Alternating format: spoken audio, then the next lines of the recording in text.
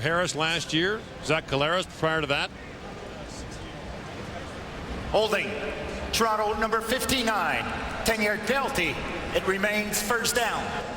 Josh Bork, who Milanovic knows well from their days together in Montreal, called for the hold. And so the Argos pushed back to their 22-yard line. And Gord, you talk about the quarterback situation. We talked to Ricky Ray about this several weeks ago about what makes Scott Milanovic's approach unique. You know, and he talked about the detail, the attention to detail in teaching his quarterbacks. Throws it quick out. It's picked up by Todd Watkins. And Watkins pushed out of bounds by Whitaker, who saves a touchdown. But Watkins out of bounds at the 6-yard line. So in this first quarter, we've seen a pick for a touchdown by Toronto and nearly one by Edmonton. That turnabout is fair play. You'll see Pat Watkins, the former Toronto Argonaut, playing that short side corner. He's working against Kenny Shaw. Battle of the former Florida State Seminoles, and this time,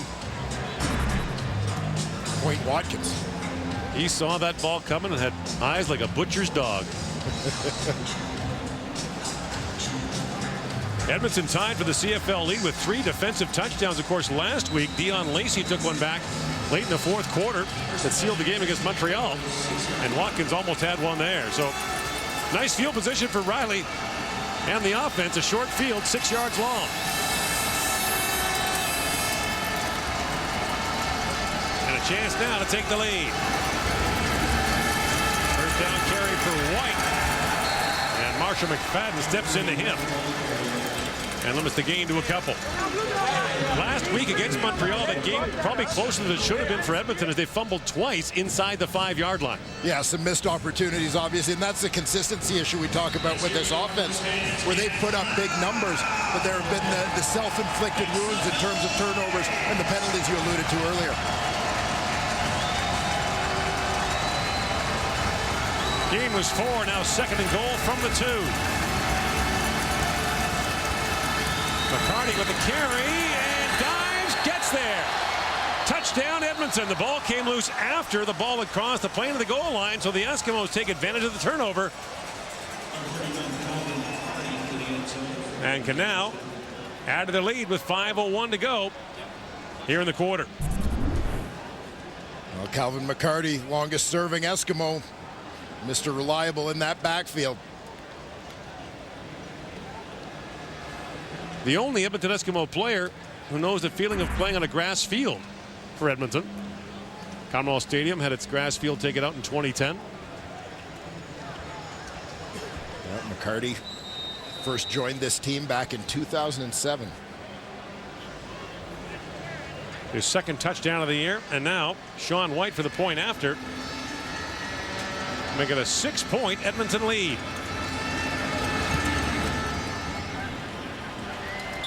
Not the start the Eskimos wanted, but the first quarter has gone their way since. The interception by Watkins sets up the touchdown by Calvin McCarty, and the Eskimos lead at 14-8 in Toronto. The Southern Ontario doubleheader today, and later on this evening, down the road in Hamilton, the Saskatchewan Roughriders now in battle defense take on the Hamilton Ticats and Zach Collaros, 7 o'clock Eastern, 4 o'clock Pacific on TSN 1, 3, and 4. There is Calvin McCarty, as you mentioned, the longest serving Eskimo at the age of 31 in his 10th season. O-line right there. Appreciate it. Let's go, man. Eskimo. All right, here's the play that set it up. Watch the right side of your screen. Kilgore takes the snap, opens immediately to Kenny Watkins over on that boundary side of the field. Patrick Watkins ready and waiting. He sets the table. Calvin McCarty cleans up.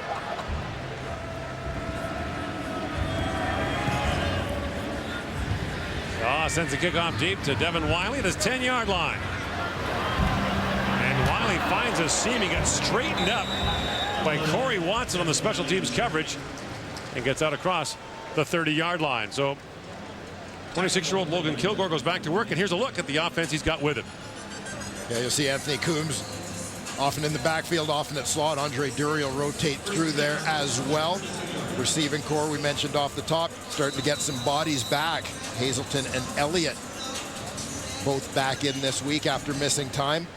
Along that offensive line, they continue to go all Canadian Greg Van Roten out of the lineup. Sean McEwen, the rookie from University of Calgary, gets the start at center. And the first down carry to Brandon Whitaker, who finds some room, and Whitaker out to the 43-yard line, close to a Toronto first down. Whitaker is one of those guys who can take some of the pressure off a young quarterback. We take a look at this Edmonton defense. Jason Vega, the veteran, former Winnipeg Blue Bomber, in at defensive end for Marcus Howard. Linebacking core, what a revelation Dion Lacey has been as a full-time starter. On the back end, Brandon Thompson, the former Ottawa Red Black, signed as a free agent. He'll be the field halfback. That'll bump Cord Parks out to the corner position, helping to shore up that secondary.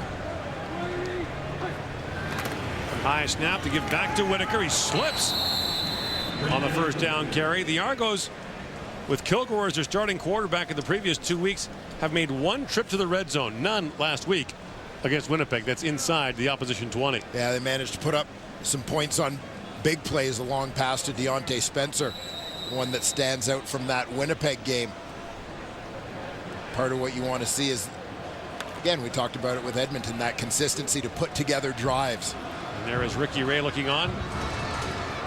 The Argos theoretically don't play in week 10 and play twice in week 11. Kilgore throws, and the pass almost picked off by Edmonton's Marcel Young. And Kilgore looking for a pass interference call. And Milanovic has the challenge flag in his hand again. Vidal Hazelton lines up in that slot. You're going to see, to me, it looked like the ball was thrown inside. Marcel Young had inside position. To me, that's not a case of the defender coming through the receiver to get to the football. And Milanovic will challenge. So we saw a pass interference call go against Toronto's Devin Smith earlier.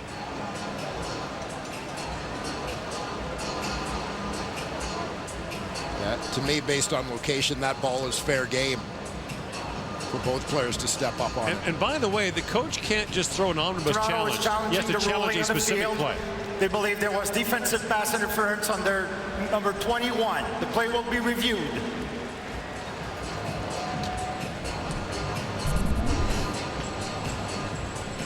So Hazelton was the intended target.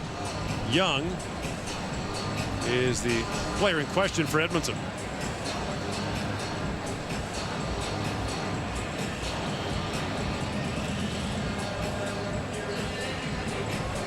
To me, again, based on where the ball is thrown, Young is the guy who has position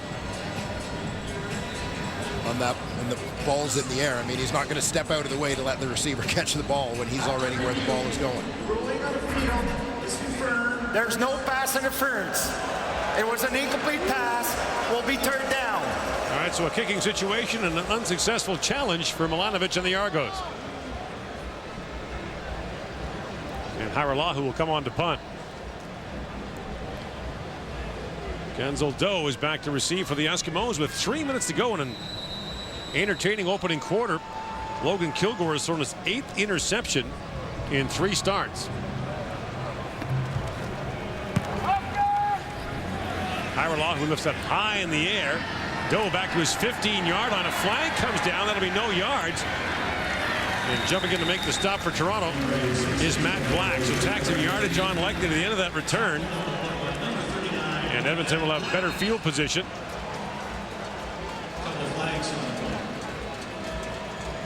And there are actually 2 flags on the play.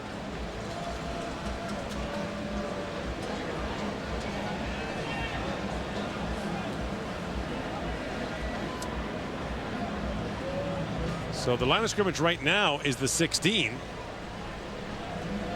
The question is, which way are we going?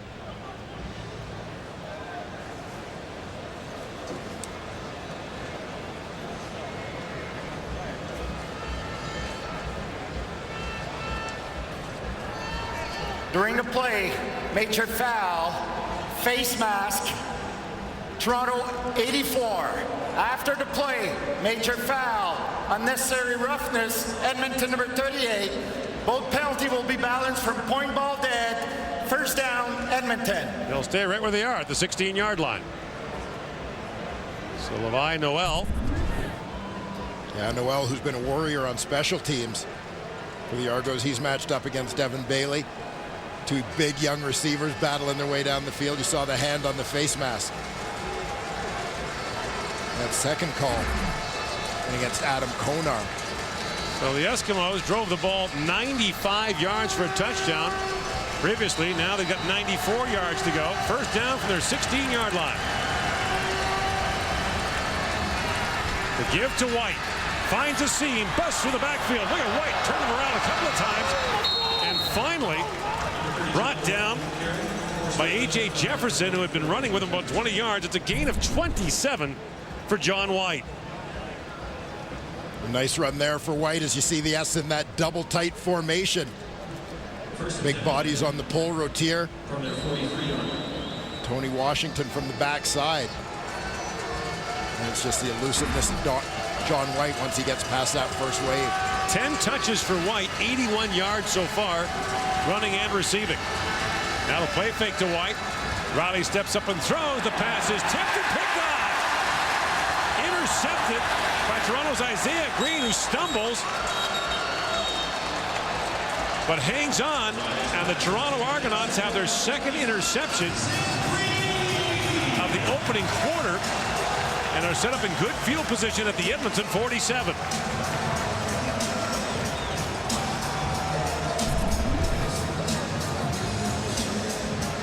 They set up the play action with that run on from double tight. The Argos are well positioned here. Nice coverage from the middle linebacker McFadden. Was in to create that deflection. Pass was for Mike Miller. Got away from him. Yeah, ended up with the wrong 25. And Green with the pick. So good field position now for Toronto. Can the Argonauts take advantage? Time winding down here in the opening quarter. Whitaker with the first down carry. Gets away from Odell Willis and fights his way inside the 45 to the 44-yard line. Well, and this is the kind of situation, the kind of help that Logan Kilgore needs a little bit. Young quarterback, obviously you want to, as much as possible, put him in favorable positions, favorable situations to succeed. Short field certainly being one of those. Big play by the defense there to help him out. Gain was 3. It's 2nd and 7. The Argos have 1 first down so far in the football game.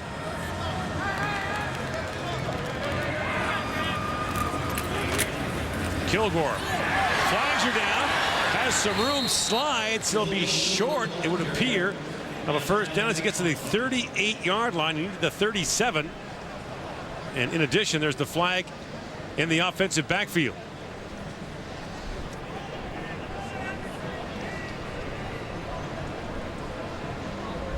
And now they want to talk it over with the Eskimos, who have a choice here. Make it 3rd and a long yard, or push them back and potentially take Toronto out of field goal range.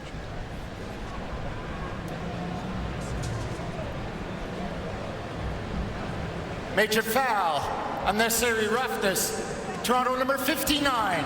15-yard penalty enforced from the end of the play. 3rd down. Well, no option on that one. It's on Josh Bork. And so it goes back to the Edmonton 54-yard line. Keep an eye on the battle between Josh Bork and Odell Willis on that left side. And the flag flew as Willis went down. I'm not sold. So Haralahu will have to punt. And Doe is back to receive. Looking for the corner. Good kick. Doe at the 6. And wrapped up right away by Devin Wiley. A return of maybe a couple, so the Eskimos are hemmed in again. But they dodged one there as the Argonauts turn in their 2nd interception of the opening quarter, but this time couldn't take advantage of it. Much has been said this year, Gord, about the rebound of Lirim Hajrullahu in terms of his place kicking, his field goal kicking. Obviously his percentage, his accuracy much increased after a tough year in Winnipeg last year, but Scott Milanovich has said one of the things that hasn't been talked about nearly enough is what a good job he's done with his directional punting, getting it where it needs to be. You want that ball exactly where that was, between the numbers and the sidelines, to narrow down the field for coverage. Perfectly placed punt makes it a whole lot easier for your cover unit. First down throw to Watson. And just a couple there, forced out of bounds at the 14-yard line. Number 30, Thomas Gordon with the force. And it is the C&E on this week. I want to say hi to 12-year-old Sophie at home. She'd love to come to the football game or go to the C&E. She loves sporting events and the exhibition. She's stuck at home right now, not feeling great. So, Sophie, we wish you well, and we'll see you soon. We'll have some cotton candy for you. A giant ball of it. On second down, Riley over the top, has a man. It's Watson. He makes the catch, off and running. Keon Raymond jumps on his back, but not before he gets down to the 23-yard line. On the final play of the opening quarter, Mike Riley finds Corey Watson for a gain of 71 yards. And Watson's the inside slot on that left side. Nice little fake to the corner. Holds Devin Smith on the outside. Then he takes it back towards the post. And Mike Riley lays it up perfectly. Nice adjustment to the ball from Watson. So Corey Watson, a big part of this Edmonton offense. It was Argo defense early, but the Eskimos have battled back with a pick of their own and a couple of scores. They've got the lead 14-8 after the opening 15 minutes. So here are the numbers for the opening quarter. Just 7 passing yards for the Toronto Argonauts so far and 1 first down. Of course, the other story there is turnovers. 2 by the Eskimos, 1 by the Argonauts. The Edmonton first interception was in return for a touchdown by Keon Raymond. Scott Milanovich says he's staying with his young quarterback, and he's not going to shorten the play chart. He's not going to let him be more conservative. He wants him to go for it. But 8 interceptions in 3 starts. Yeah, it's a tough way to learn the school of hard knocks, but you know, the only way that a quarterback is going to learn, really that a pro football player is going to learn, is by getting experience and getting live snaps. You protect them as much as you can. As I said, you talk about trying to do things that put guys in positions to succeed, but at the same time you can't necessarily limit them either, and I know that's what Scott Milanovich is thinking here. After the 71-yard play to end the first quarter, the second opens with Riley looking in the end zone, and Bowman's got it. Touchdown, Darius Bowman, his 5th touchdown catch of the year. And the Argos find themselves now down by 12 with a point after to come after getting the first 8 points in the first 30 seconds. It's been mostly Edmonton ever since. Yeah, Riley to Bowman in the end zone. I feel like I've seen this movie before. Bowman starts off on the strong side of the field, but works that boundary side corner. Gets a step on Keon Raymond. And that's Darius Bowman's first catch of the game. Yeah, they were looking for Bowman when Raymond picked off the first pass of the game and returned it for a touchdown. So we'll call this one a little bit of payback for Riley and Bowman. Bowman and Darrell Walker are both on pace for 2,000 yards receiving this season. That hasn't been done in the Canadian Football League since Darryl Mitchell did it for Toronto with 2,000 exactly back in 1997.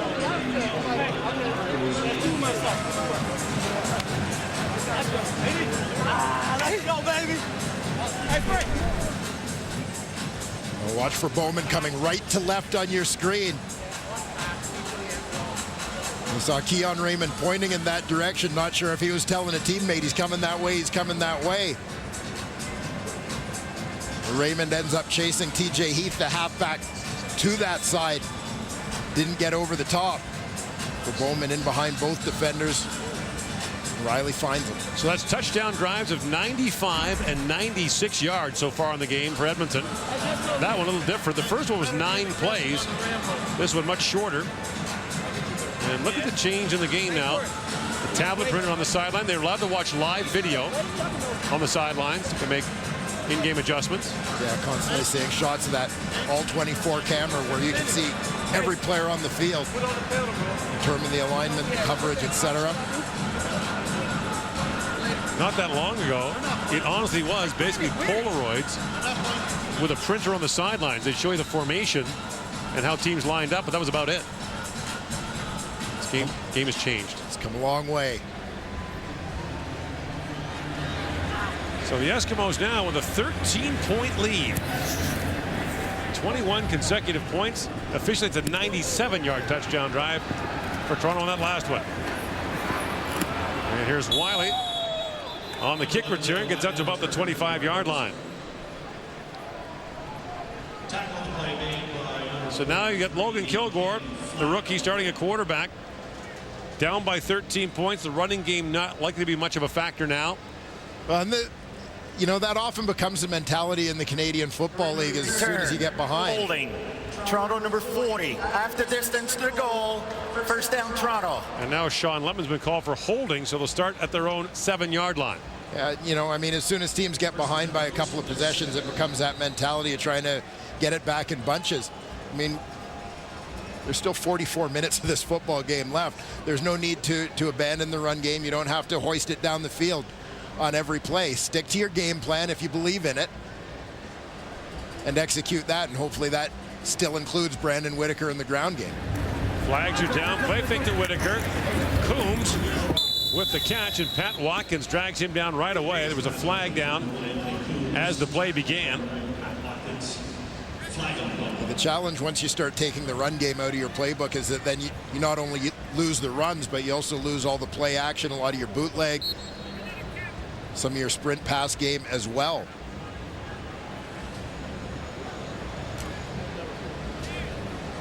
Outside, Toronto number 13. Decline, second down. Kevin Elliott called for being offside. It's declined. There was no gain in the play, so now it's 2nd and 10 from the 7. If you're just going to reduce your playbook to drop back passing, then you may as well just paint a target on your quarterback, particularly against a team that's got some pretty good pass rushers. Kilgore just shovels that ahead to Whitaker. Odell Willis got a hand on him, and Whitaker brought down about a yard short of a Toronto first down, so the punting unit will come back on the field for the Argonauts. We've discussed that field position battle and the importance of it right here, because the Argos weren't able to generate a couple of first downs, move it out from under their own goalposts.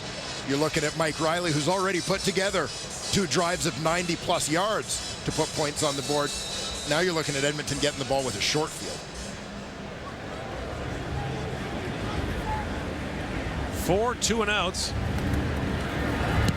on 5 drives. And now Doe has that kick bounce to him on the Toronto side of midfield. And gets a couple down to the Argo 50-yard line. The Eskimos have scored 21 straight points. We've got the lead and the football. When we come back to Toronto on the CFL on TSN.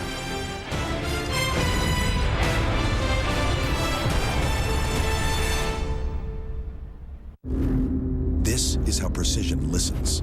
Bose microphones that hear engine noise, then counter it with a sound-canceling frequency, which helps make the cabin so quiet, you don't miss a thing. Night, Dad. Good night, kiddo. See you in the morning. It's called active noise cancellation, and it's available in the new, meticulously crafted 2016 Sierra from GMC. This is the precision of professional grade. So do you know anybody who's met on Match? A girl that I was really interested in found a boyfriend on Match before I could make the conversion. I was actually kind of bummed. You're not going to let that happen again, right? Never again. Never again. Start for free today. 18+. There are tons of big poker tournaments, but only a few are must-play events. You know the ones I'm talking about. Welcome to the World Cup of Cards. August 18th to September 14th. Who will reign supreme? It's not just about Hold'em, it's about all variants of the game. Beat them with skill or hope to get lucky. I'm the Birdman. It's going to be huge. The World Cup of Cards. August 18th to September 14th at Playground Poker Club. Feed a family of 4 for under $25 with Safeway and Sobeys. Try our new weekly meal solutions with recipes and savings to help you cook up dinner tonight fresh and fast. Better meals start here at Safeway and Sobeys. We mentioned a moment ago that Darius Bowman and Darrell Walker on pace to hit the 2,000-yard receiving mark. We should mention, by the way, that much harder to do once the snow flies and the weather gets cold in October and November. But a tremendous pace for these two. Darrell Walker has 36 catches in the last 4 games for Edmonton. Yeah, and I'm taking nothing away from those guys and many other great receivers in the CFL right now, but they all kind of have an asterisk for me right now since the rules have changed. It's like taking the clutching and grabbing out of hockey. Okay. You know, life has gotten a little easier for CFL receivers the last couple of years. Let's join Matthew Shinetti on the sidelines. No, guys, you're talking about where both Darrell Walker and Adarius Bowman could be at the end of the season in terms of their stats, and that 2,000 yards that Daryl Mookie Mitchell had it back in 1996. But you ask Adarius what name and what number he's going after, and there's a big smile, and he says Alan Pitts' record of just over 2,000 yards set in 1994. I asked him before the game, is that what's on your